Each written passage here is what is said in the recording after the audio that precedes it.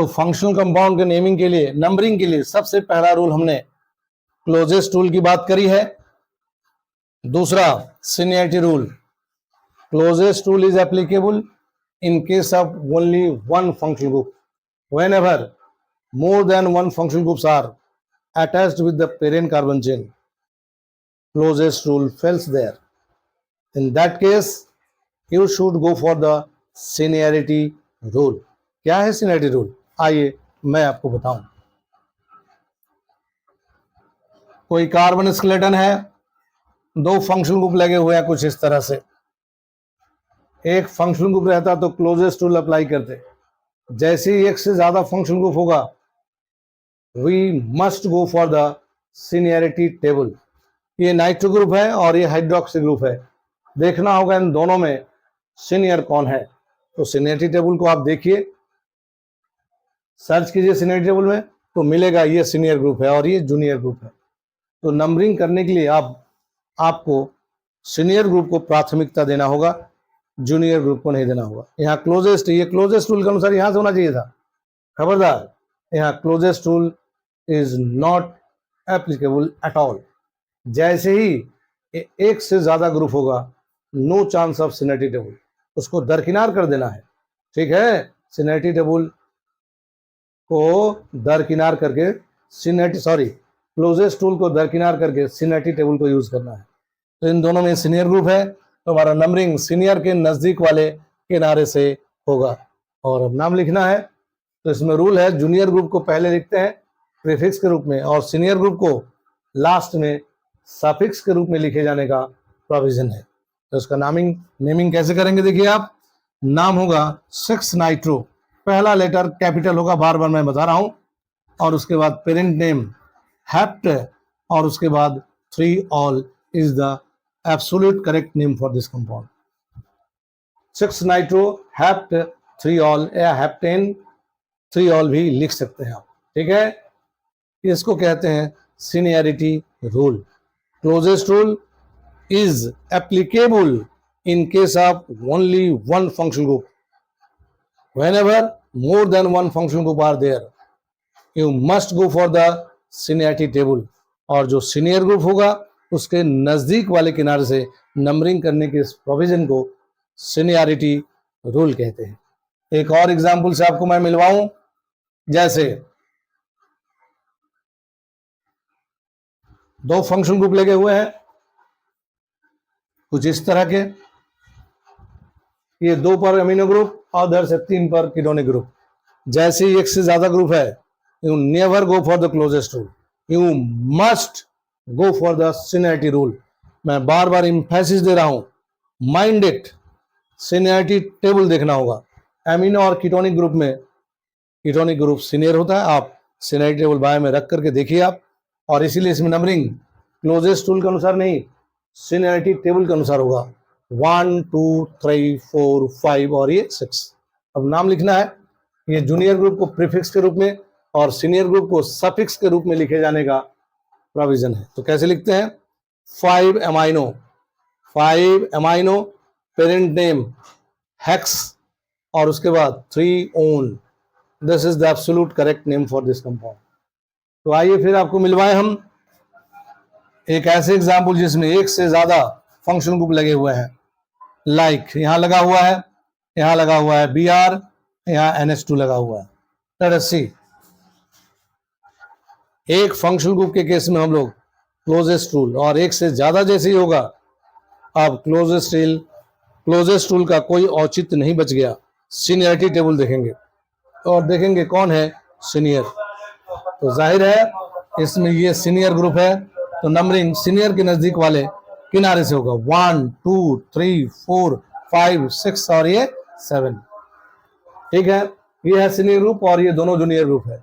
इन दोनों junior group को prefix के रूप में लिखेंगे अल्फाबेटिकल ऑर्डर में। एमिनो है, ब्रोमो है, पहले किसको लिखेंगे, एमिनो ग्रुप को लिखेंगे। हमारा नेमिंग होगा 6 अमाइनो 5 ब्रोमो, और पेरेंट नेम लिखेंगे यहां ब्रोमो हेप्ट और 3 own. This is the absolute correct name for this compound.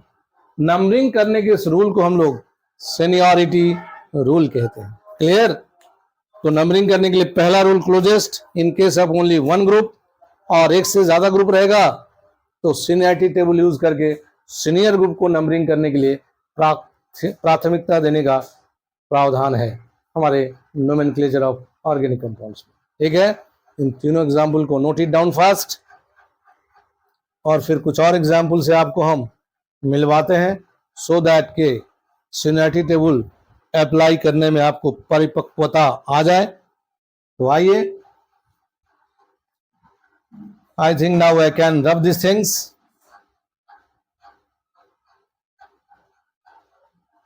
ठीक है, आइए एक दो एग्जाम्पल सीनियरिटी रूल का मैं और आपको बताऊं।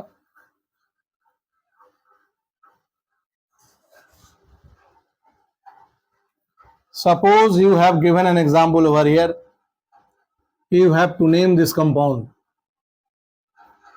The skeleton is here. Bromo group, यहाँ ketonic group लगा हुआ है. Here OH group is there. ऐसा कोई टेढ़ा मेढ़ा कार्बन चेन आपके सामने है, नेमिंग करना है। स्टेप 1 क्या सीखा है हमने? Selection of parent carbon chain. याद है ना?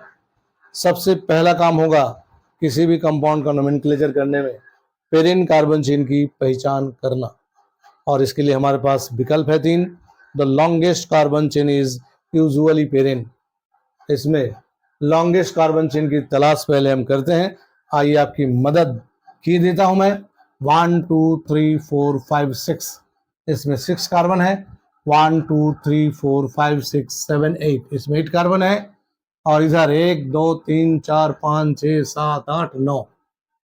The longest carbon chain is having with as many as 9 carbon atoms, और शायद यही सबसे लंबा कार्बन चेन है या पेरिन कार्बन चेन है। इसको हम लोग घेर लेंगे अपनी सहूलियत के लिए, जो आपको नंबरिंग करने में और नोमेनक्लेचर करने में काफी आसानी हो।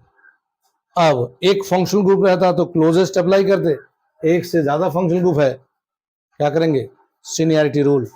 तो इन तीनों में सीनियर ग्रुप कीटोन है, तो जाहिर सी बात है नंबरिंग कीटोन वाले किनारे से करना ही होगा। 1 2 3 4 5 6 7 8 9 कार्बन चेन कंटिन्यूअस होना चाहिए। एक ठो ब्रांच इधर हो गया, एक ब्रांच ये हुआ, और ये ब्रोमो है, हाइड्रोक्सी, और ये तो सीनियर फंक्शनल ग्रुप है। तो नेमिंग करते वक्त ध्यान रखना है सीनियर फंक्शनल ग्रुप एकदम लास्ट में होगा एज ए सफिक्स, और जूनियर फंक्शनल ग्रुप सब प्रीफिक्स होगा विथ अल्फाबेटिकल ऑर्डर। ये है ब्रोमो, ये है मिथाइल, ये है इथाइल, और ये है हाइड्रोक्सी। वहां ऑल लिखा था, यहाँ हाइड्रोक्सी लिखेंगे क्योंकि इसमें ये सीनियर है तो ये जूनियर हो गया। तो अल्कोहल जब जूनियर होगा तो उसका नाम हाइड्रोक्सी, जब सीनियर मोस्ट होगा तब नाम होगा ऑल। तो आइए, ब्रोमो, इथाइल, हाइड्रोक्सी और मिथाइल में पहले किसको लिखा जाना है? अल्फाबेटिकल ऑर्डर में। आप बेहतर समझ रहे हैं, नाम होगा 8 ब्रोमो। ठीक है, इथाइल मिथाइल हाइड्रोक्सी, तो इथाइल पहले होगा, 6 इथाइल होगा, और उसके बाद हाइड्रोक्सी, और मिथाइल में हाइड्रोक्सी पहले होगा, 5 हाइड्रोक्सी लिखा आपने, और 4 मिथाइल, 4 मिथाइल, और पेरेंट नेम लास्ट वर्ड के बाद एक कर्सिव होगा। 9 कार्बन है तो नून या नोनिन, और कीटोन को बोलते हैं 3 own. This is the absolute correct name for this compound. 8 bromo, 6 ethyl, 5 hydroxy, 4 methyl, non, 3 own. तो हमने पहले स्टेप में क्या किया? पेरिन कार्बन चेन का सिलेक्शन किया। 9 कार्बन है, जो भी ग्रुप है उसमें सीनियर को हमने टिक मार्क कर दिया, और बाकी सीनियर के बाद जो बच जाता है उसको जूनियर कहते हैं, और जो जूनियर सबको सब प्रीफिक्स के रूप में लिखे जाने का प्रोविजन है अल्फाबेटिकल ऑर्डर में। ये कर दिया, पेरेंट नाम लिखा, और लास्ट में सफिक्स नेम जो सीनियर फंक्शनल ग्रुप है उसको करने का हमारा रूल है।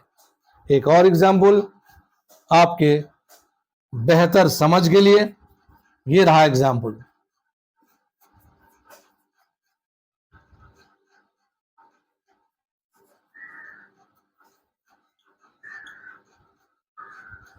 Let us suppose you have given an example here.